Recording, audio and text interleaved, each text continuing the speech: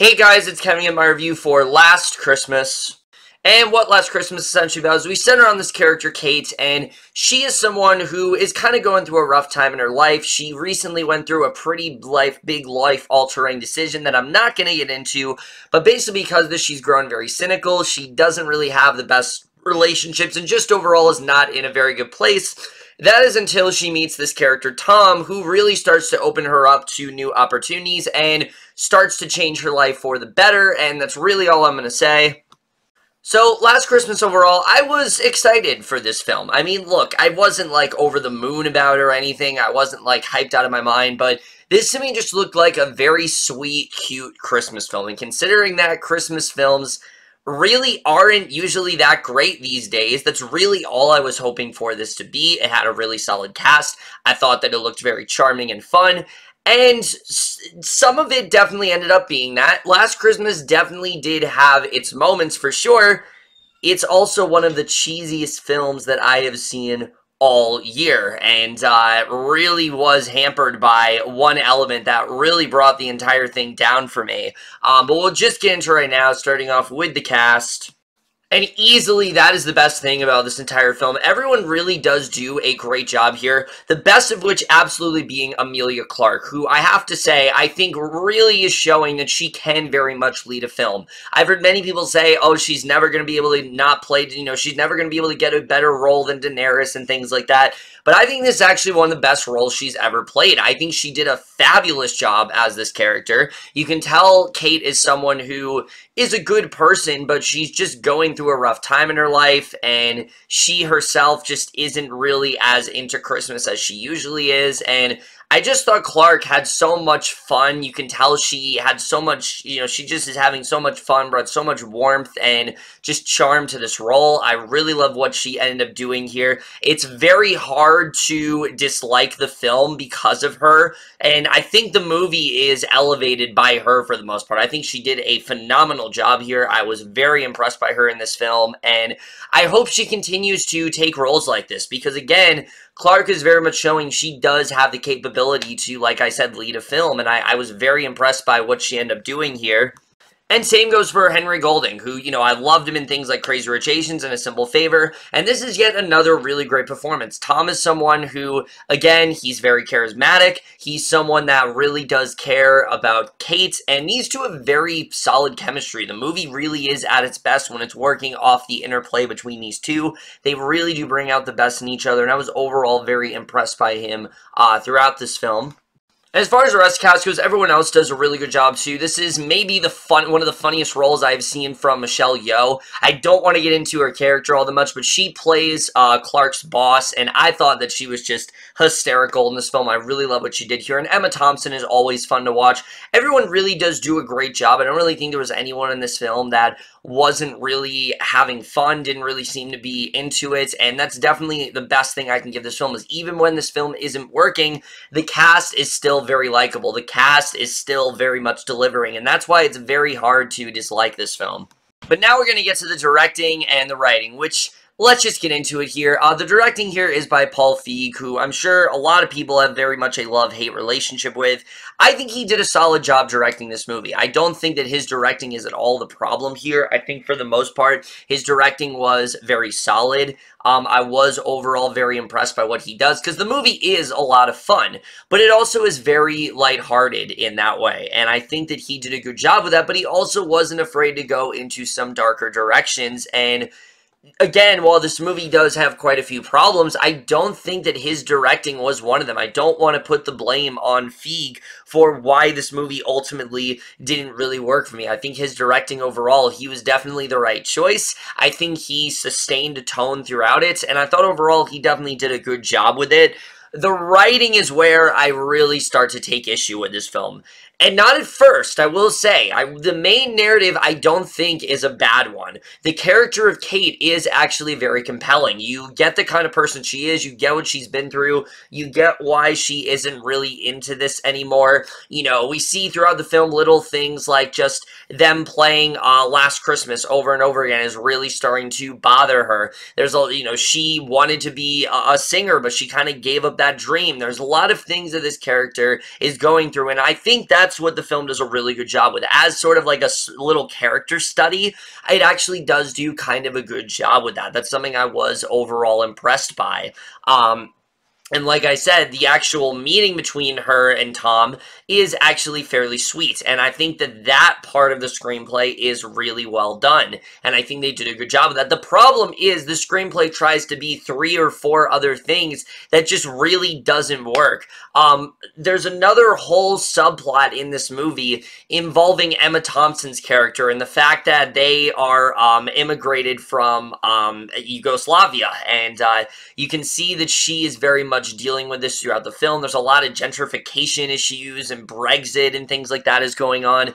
This whole portion of the movie to me felt like it was added in at the last second. Like Emma Thompson saw what ended up happening, you know, at Brexit and thought, you know what, this should be something that we should add into the film. This should be something that could very much start a dialogue in that way. And I don't think any of this was necessary. This all felt very again, added at the last minute. I don't really see what the point of any of this was, and I don't think they did a good job with giving it a purpose into the overall film. It didn't really feel like it needed to be here, to be honest, and I think that really did bring the entire film down for me. So again, little things like that wasn't really working. There's a lot of characters here that just really aren't sold all that well. I mean, Michelle Yeoh's character is actually really solid and fun. Her character, Santa, again, she plays, like I said, Kate's boss, and she, like I said, is a lot of fun. She kind of has her own little fun subplot going on, and the funniest moments of the movie by far are with her. She definitely had me laughing quite a bit, and I did find this movie to be a lot of fun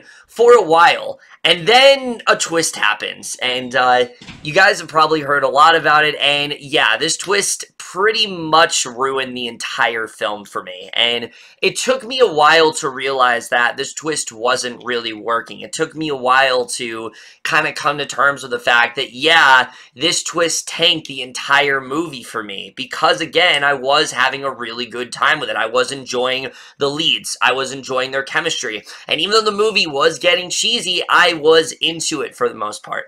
But this twist really sunk the entire thing, and it really just it made me sour on the entire movie. And certain issues, like I said, the Brexit stuff, I had issue with, but it wasn't really bothering me as much. But once this twist happened, that really started to stand out here more, because like I said, that whole subplot really feels shoehorned in. There's really only one scene where I think that subplot felt necessary. There's a very effective scene of Kate on the subway. She's watching people from her country that are getting discriminated, and I actually thought it was a very effective scene in that way, but other than that, it felt very surface level. It didn't even feel like it belonged in the movie at all.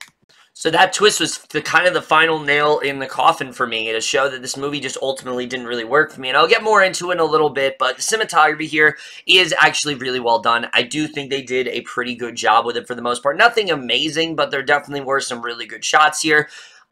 The score was something else I very much did have a problem with. So, if you guys know, this entire film was marketed as, like, featuring the music of George Michael, and I really thought that there was going to be a purpose for it. You know, maybe it was going to be, and at first it seemed like there was. There's a scene where you can see that Kate was affected by George Michael. The movie even takes place during 2017, so I thought maybe this would be about her, like, reeling from his death or something, like she was a fan of him, but it's never really brought up again. I don't really understand why this movie played all of this music from George Michael. It just felt like a random choice where it's like, oh, you love George Michael? Come see this movie. It's just very odd overall. I don't really understand what the point of that was. And the actual score itself is incredibly emotionally manipulative. I thought the score was very over the top. At points, it kind of felt like something out of a Lifetime movie, and it just didn't really work for me at all.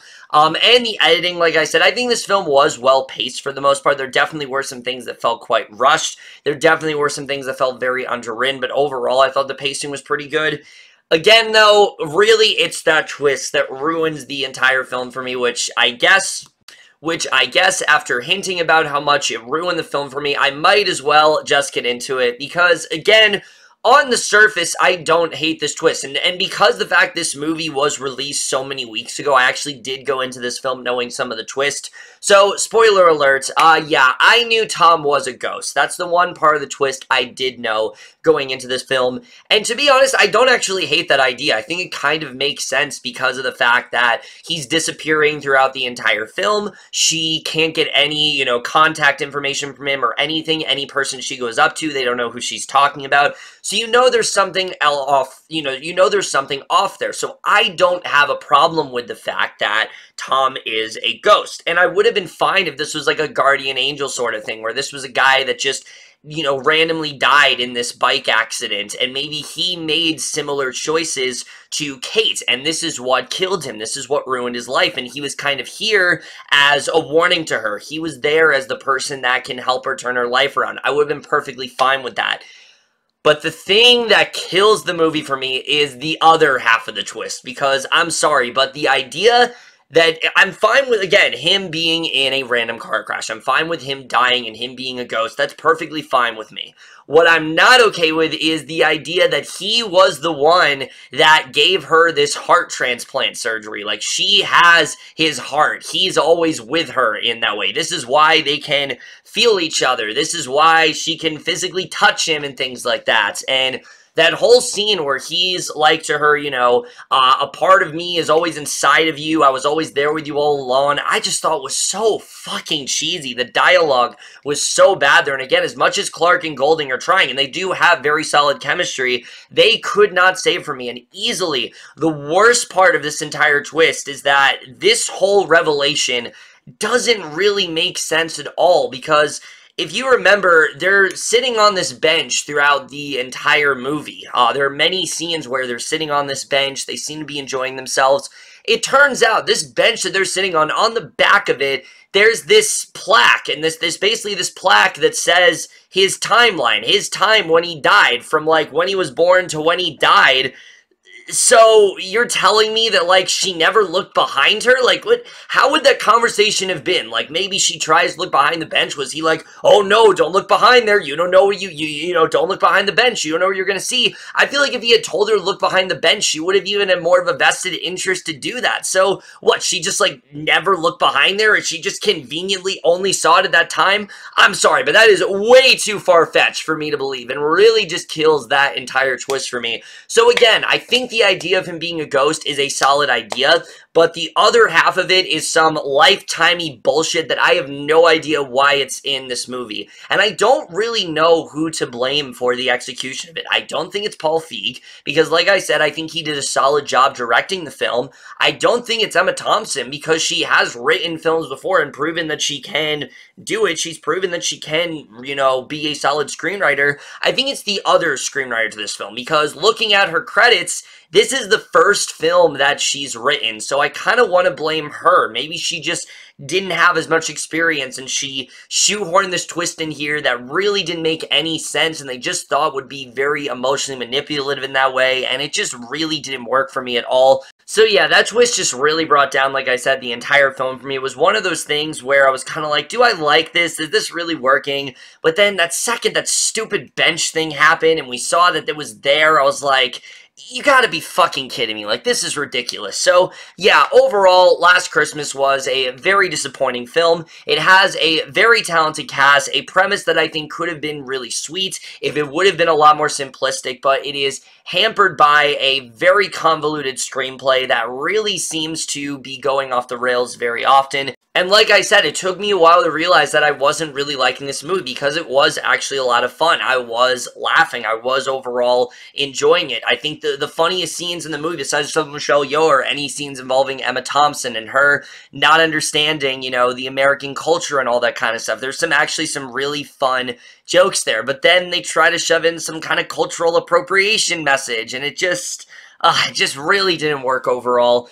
Last Christmas is a film with some very charming performances, some really funny moments, but overall is hampered by a screenplay that is just very convoluted, that really just didn't really work in here overall. I think if this film had been a lot more basic and it would have just been about Kate and her learning to turn her life around and her appreciating the people in her life more and her sort of, learning from Tom, I think this actually could have been really effective. But because the fact this film really didn't seem to know what it wanted to be, I think that's ultimately what did kill it in the end for me, especially when it comes to that just absurd twist. And so, unfortunately, because that, I am going to give Last Christmas overall a C+.